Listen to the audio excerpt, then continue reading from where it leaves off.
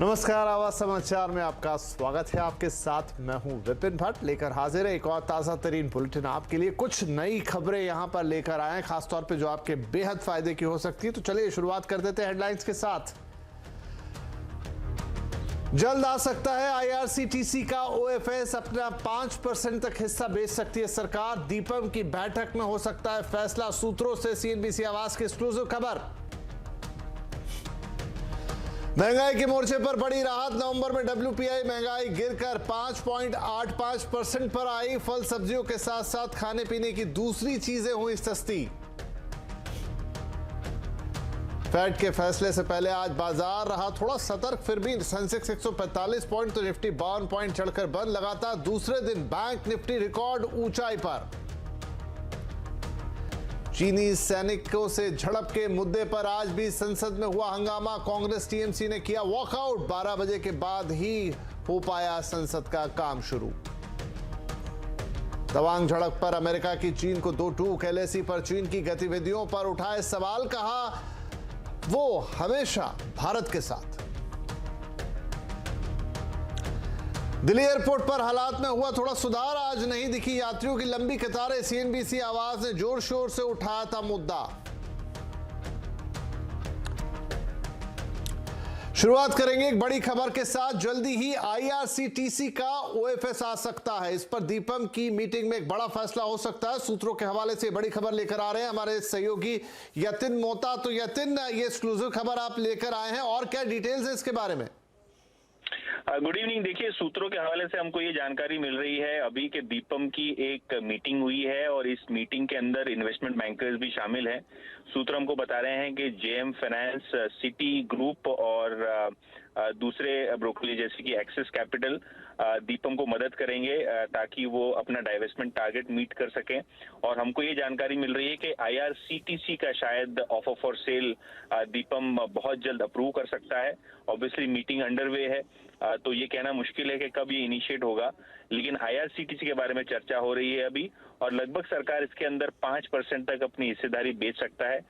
Currently लगभग 67% के थोड़ा ऊपर सरकार का स्टेक है, और जब 5% बेच देगी सरकार इसमें, तो 62% के आसपास सरकार की हिस्सेदारी आईआरसीटीसी में बरकरार रहेगी। तो कहीं ना कहीं ये देखा जाएगा कि रेलवे पीएसयूज में, खास करके आईआरसीटीसी में, किस हिसाब से दीपम अपना फैसला आज की मीटिंग में लेती है और कितनी जल्द ये ओएफएस लॉन्च हो सकता है। क्योंकि जनरली हमने ये देखा है कि दिसंबर के महीने में जनरली 1-2 ओएफएस होते हैं ट्रेडिशनली, और शायद इस बार आईआरसीटीसी का ओएफएस हो जाए, ऐसा सूत्र हमको जानकारी। तो यही सवाल मैं आपसे पूछना चाह रहा था यतिन कि अगर दीपम आज इसे हरी झंडी दे देता है, तो क्या, जैसा आप कह रहे हैं कि दिसंबर के महीने में आमतौर पर देखा गया है, तो दिसंबर में ही उम्मीद की जा सकती है इसके आने की? बिल्कुल की जा सकती है, क्योंकि विपिन जी, इसके अंदर ऐसा होता है कि दिसंबर 20 के बाद ज्यादातर एफआईआईज और संस्थागत निवेशक जो हैं लॉन्ग ओनली, वो छुट्टियों पे चले जाते हैं और क्रिसमस की। तो कहीं ना कहीं सरकार का टारगेट ये है कि 15 दिसंबर से 20 दिसंबर के बीच में कोई भी एक ऑफर फॉर सेल लाया जाए और गवर्नमेंट का जो डाइवेस्टमेंट टारगेट है उसको जल्द से जल्द मीट करवाया जाए।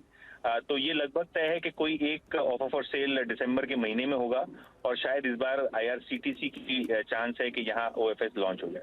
चलिए, बहुत शुक्रिया इस एक्सक्लूसिव खबर के लिए। तो यतिन बता रहे हैं सूत्रों के हवाले से उन्हें बड़ी जानकारी मिल रही कि इस समय दीपम की जो मीटिंग है अंडरवे है और उसमें आईआरसीटीसी के ओएफएस को हरी झंडी मिल सकती है। और अगर ऐसा हुआ तो सरकार इसमें करीब अपना 5% तक हिस्सा निकाल सकती है।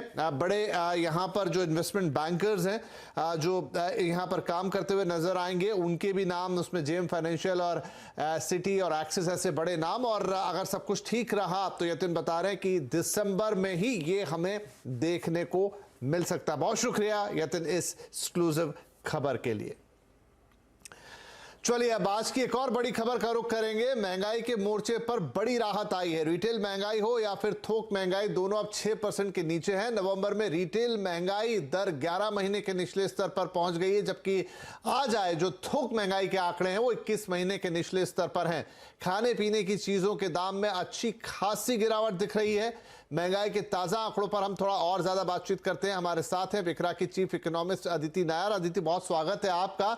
तो देखिए, दोनों नंबर्स अब हमारे सामने हैं। डब्ल्यूपीआई भी आज आ गया जो अंडर 6 है, और अनुमान जो था उससे भी 1% नीचे है। रिटेल के नंबर हम पहले ही देख चुके हैं, वहां पर भी अब ये अंडर 6 है। क्या ये दोनों फिगर अंडर 6 जाने से हम कह सकते हैं कि जिस महंगाई से अब तक बहुत रस्साकशी हो रही थी, बहुत तगड़ा मुकाबला हो रहा था, वो थोड़ी काबू में आती हुई दिख रही है?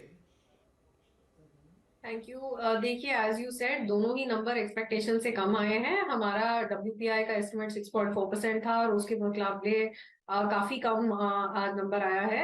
और यहाँ पे जो हमने पिछले महीने से इस महीने तक गिरावट देखी है रिटेल महंगाई में भी और होलसेल महंगाई में भी, दोनों में एक बेस इफेक्ट का बहुत बड़ा हाथ है, क्योंकि इस समय पिछले साल जो सब्जियों के दाम थे वो बहुत जल्दी ऊपर जा रहे थे और साथ ही साथ जो कमोडिटी प्राइसेस हैं वो भी ऊपर की तरफ जा रही थी। जैसे कि पूरी दुनिया में थोड़ा कोविड-19 का उस समय जो फियर है वो कम हो चुका था। तो होलसेल प्राइसेस के लिए वो भी एक बहुत इंपॉर्टेंट फैक्टर है, जो रिटेल प्राइसेस के लिए थोड़ा इतना कमोडिटी प्राइसेस का ट्रांसमिशन इतना क्विकली नहीं होता है। तो बेस इफेक्ट ने हमें काफी मदद करी है इस बार। फूड इन्फ्लेशन में भी अगर हम देखें तो जो सब्जियां हैं और फल हैं वहां पे काफी डिसइंफ्लेशन देखने को मिल रही है। और जो कोर WPI है, जिसे हम कहते हैं नॉन फूड मैन्युफैक्चर्ड प्रोडक्ट्स, वहां पे ईयर ऑन ईयर इन्फ्लेशन भी कम हुई है, लेकिन साथ ही साथ मोर इम्पोर्टेंटली पिछले महीने से इस महीने इंडेक्स जो है वो तकरीबन 0.5% नीचे आया है। तो ये भी बहुत एक इम्पोर्टेंट फैक्टर है। आगे जाके कमोडिटी प्राइसेस का जो रुख है वो किस तरफ जाता है, ग्लोबल डिमांड, चाइना की रीओपनिंग, ये फैक्टर्स बहुत इंपॉर्टेंट रहेंगे। हमारा अनुमान ये है कि अगर ग्लोबल कमोडिटी प्राइसेस में बहुत ज्यादा रिबाउंड नहीं आता तो WPI इन्फ्लेशन जो है वो करंट मंथ में थोड़ी फ्लैटिश रह के उसके बाद अगले क्वार्टर में नीचे की तरफ आके 2% से भी नीचे आ सकती है मार्च तक। लेकिन रिटेल महंगाई में इतनी जल्दी इतनी राहत नहीं हम एक्सपेक्ट कर रहे हैं। हमें लगता है कि अगले जो 3 से 4 महीने हैं उनमें रिटेल महंगाई 5.7 से 6.1% के आसपास रहेगी।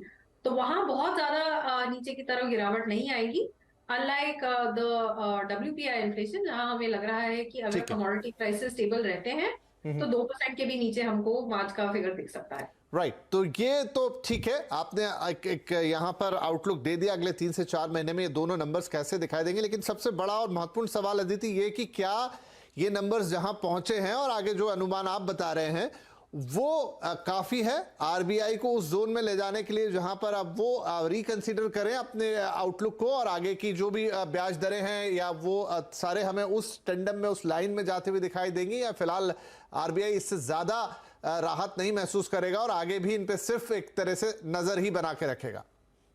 देखिए, अभी तो बहुत डेटा आना है आज के और अगली RBI पॉलिसी के बीच में। ग्लोबल फैक्टर्स, डोमेस्टिक फैक्टर्स, अगला CPI इन्फ्लेशन का प्रिंट कहाँ आता है उससे बहुत ज्यादा इम्पोर्टेंट आगे का क्या आउटलुक समझ में आता है हमें, और बजट में क्या होता है। तो आज कॉल ले पाना कि फेब की MPC में क्या होगा, मुझे लगता है इट्स टू अर्ली। बिल्कुल ही डेटा डिपेंडेंट एक्सपेक्टेशन रहेगी और ना तो अभी हम रेट हाइक को रूल आउट कर सकते हैं, क्योंकि पिछली बार कमेंट्री काफी हॉकिश टोन हमें लगी थी, और ना ही अब हम पॉज को रूल आउट कर सकते हैं, क्योंकि डेफिनेटली जो Q3 का CPI इन्फ्लेशन है वो अब हम 6.2% पे फोकस कर रहे हैं, जो MPC के 6.6% के प्रोजेक्शन से काफी नीचे है। तो पॉज भी रूल आउट नहीं कर सकते, लेकिन अभी हाइक को रूल आउट करने के लिए तो मेरे हिसाब से बहुत ही जल्दी है, इट्स टू अर्ली। चलिए, तो लेकिन एक राहत जरूर आते हुए दिखी है दोनों ही नंबर्स पे, और जैसा अदिति बता रही है कि आगे भी हमें खासतौर पे WPI में राहत और बढ़ती हुई दिखाई देगी, लेकिन जो रिटेल महंगाई है वो थोड़ी धीमे धीमे ही नीचे आएगी और थोड़ा अर्ली हो जाएगा कॉल कहना कि नंबर ऐसे नंबर है जिससे RBI बहुत खुश होता हुआ नजर आए। बहुत शुक्रिया अदिति इस एनालिसिस के लिए और हमारे साथ जुड़ने के लिए। तो चलिए, ये बात हो गई WPI और CPI की, महंगाई के आंकड़े जो थोड़ी सी राहत लेकर आए हैं। आज बाजार का हाल आप सबको मालूम है कि आज बाजार की नज़र तो शाम में जो फेड के नंबर आने वाले हैं उस पर रहने वाली है, लेकिन आज बाजार की नज़र एक और चीज़ पे थी और वो है पेटीएम का बायबैक के ऐलान के बावजूद शेयर में आज करीब 2% की गिरावट होती हुई हमने देखी। तो आखिर बाजार को पेटीएम का बायबैक क्यों पसंद नहीं आ रहा है, चलिए इसे डिटेल में समझा रहे हैं हमारे सहयोगी आशीष, और हम भी सुनते हैं कि क्यों बाजार के लिए कुछ खास मजेदार नहीं रहने वाला है ये बायबैक। तो 197 कम्युनिकेशन यानी कि वो कंपनी जो ब्रांड पेटीएम ओन करती है, ये तो हम सबको पता चल ही गया है कि कल बोर्ड ने बायबैक को मंजूरी दे दी। पहले उस बायबैक की डिटेल शेयर कर देता हूं। यूनानिमसली बोर्ड के सारे members including independent members, independent directors ने हामी भरी थी इस बायबैक को लेकर। बायबैक रिलेटेड डिटेल्स आपकी स्क्रीन पर आएंगी। ओपन मार्केट रूट, खुले बाजार से ये कंपनी बायबैक करेगी, ना कि हम शेयर टेंडर करेंगे। मैक्सिमम प्राइस जो बायबैक का रखा गया है वो 810 रुपए पर, ये बेमायने है क्योंकि खुले बाजार से बाइंग हो रही होगी। इस भाव तक के ऊपर जाएगा तो बायबैक रुक जाएगा, अदरवाइज 810 लेवल्स तक ये बायबैक कंटिन्यू रहेगा। मैक्सिमम 850 करोड़ रुपए खर्च करेंगे। हालांकि इस कंपनी ने स्पेसिफाई भी करा है मिनिमम बायबैक जो होगा इस क्वांटम का 50%, यानी कि 425 करोड़ रुपए न्यूनतम बायबैक तो ये कंपनी उस क्वांटम का करेगी जरूर। और एज्यूम करें कुल 850 करोड़ रुपए का बायबैक, ये जो लिखा हुआ है इसमें कंपनी करी एक्सपेंसेस वगैरह मिला दें तो दरअसल 1048 करोड़ रुपए कुल मिलाकर इस बायबैक पे खर्च होने वाले हैं। अच्छा, इस बायबैक का मतलब अगर अधिकतम 850 करोड़ रुपए का खरीदारी करती है कंपनी तो दरअसल 1,04,00,000 शेयर्स खरीदती हुई नजर आएगी। कुल आउटस्टैंडिंग इक्विटी जो इस कंपनी की है उसका 1.62% बायबैक होता हुआ नजर आएगा और अगले 6 महीने के अंदर यह पूरी बायबैक की प्रक्रिया कंप्लीट होगी। इस कंपनी ने रीआइटरेट एक बार फिर से करा इसी प्रेस रिलीज में कि जो आईपीओ के प्रोसीड्स थे उसका कोई इस्तेमाल इस बायबैक पे ये कंपनी, इस रीपर्चेज प्लान में कंपनी नहीं करने जा रही है। बायबैक जब अनाउंस किया था कंपनी ने, उस समय कंसर्न्स बहुत माउंट हुए थे। लिखा जा रहा था कि एक लॉस मेकिंग कंपनी अपने ग्रोथ प्रोस्पेक्ट्स को छोड़कर अपने पिटे हुए स्टॉक को संभालने की कोशिश कर रही है। ये बायबैक को रिलेटेड अपडेट्स आ रहे थे, लोग ऐसा कह रहे थे। इस प्रेस रिलीज में उन्होंने स्पेसिफिकली कहा है, इसका रिप्लाई करने की कोशिश करी है। इनका कहना है कि पेटीएम का बोर्ड मानता है कि ये साइन ऑफ कॉन्फिडेंस है बायबैक, कि ये कंपनी क्लियर पाथ पे है प्रॉफिटेबिलिटी के, और इस बायबैक के चलते कोई भी ग्रोथ प्लान्स नियर टर्म में या प्रॉफिटेबिलिटी प्लान्स पे कोई इंपैक्ट नहीं पड़ेगा। इनफैक्ट इस कंपनी के फाउंडर और सीईओ विजय शेखर शर्मा साहब को मैं कोट कर रहा हूं, इसी रिलीज में उन्होंने मेंशन करा। आपको याद होगा कुछ दिन पहले मुंबई में एक इन्वेस्टर कॉन्फ्रेंस हुई थी, तब पेटीएम ने कहा था कि ये ईसॉप अगर हटा दें, ईसॉप कॉस्ट हटा दें तो इबीटा पॉजिटिव होते हुए नजर आएंगे सितंबर 2023 तक। इस रिलीज में दरअसल वो कह रहे हैं कि शायद इस टाइमलाइन से पहले ही हम इबीटा पॉजिटिव होते हुए नजर आए, इस तरह का बिजनेस इंप्रूव होता हुआ हमें दिख रहा है। तो रीआइटरेट कर रहे हैं वो पाथ टू प्रॉफिटेबिलिटी। और एक और चीज मेंशन हुई, जब तक ये बायबैक का प्रोसेस चलेगा तब तक विजय शेखर शर्मा साहब, इस कंपनी के फाउंडर, या फिर इस कंपनी के सीएफओ मधुर देओरा साहब कोई भी शेयर्स अपने बाजार में नहीं बेचेंगे। अब स्टॉक का भाव आज का स्क्रीन पर आएगा। इस बायबैक अनाउंसमेंट के बावजूद पेटीएम ऊपरी स्तरों पर टिक नहीं पाया। आज दबाव के साथ स्टॉक में कामकाज हो रहा है। क्या रीजन है? एक रीजन समझिए कि ये स्टॉक अपने रीसेंट लोस जो कि 24 नवंबर को छुए थे 440 रुपए के, वहां से 540 रुपए पे कल जाके क्लोज हुआ। यानी कि कुछ ही ट्रेडिंग सेशंस में 100 रुपए या फिर 22% का अपसाइड ऑलरेडी आ गया था। तो इस अनाउंसमेंट पे शायद कुछ हद तक प्रॉफिट टेकिंग हो रही है। और दूसरा रीजन शायद सच का सामना हुआ। बायबैक को लेकर हम सब एक्साइटेड थे, पर एक्चुअली जब आईपीओ प्रोसीड्स का इस्तेमाल नहीं होना था तब क्लैरिटी आ चुकी थी। एक साइज छोटा है, अधिकतम बायबैक करेंगे तो भी सिर्फ 1.62% इक्विटी ही एक्वायर करते हुए नजर आएंगे, और वो भी खुले बाजार से। तो थोड़ा सा सेंटिमेंट डैम्पन होता हुआ शायद इसीलिए आज के सेशन में आप लोग को नजर आ रहा है। चलिए, तो पेटीएम की पूरी जन्म कुंडली यहां पे आपको बता दी आशीष जी ने, और इस बायबैक को बाजार क्यों पसंद नहीं कर रहा है, क्या ड्रॉबैक्स हैं और क्या होगा आगे इसका, ये सब कुछ आपके लिए, आपके फायदे की, आपके काम की खबर। चलिए, आज का आवाज अड्डा किस पर है वो हम आपको बताएं। थोड़ा अलग हटके आज हाल ही में राजस्थान के कोटा में एक ही दिन में 3 कोचिंग छात्रों की आत्महत्या के मामले सामने आए। आखिर छात्र क्यों कर रहे हैं ये आत्महत्या? क्या उन पे इतना प्रेशर है? क्या उनको प्रेशराइज किया जा रहा है? कैरियर अच्छी बात है, लेकिन उसके लिए जान लगाना या जान की बाजी लगा देना, आत्महत्या करना, ये गंभीर मामला है। तो आज आवाज अड्डा में इसी पर होगी बड़ी चर्चा। 7:57 पर जरूर जुड़िए हमारे साथ। Kota factory dark chapter.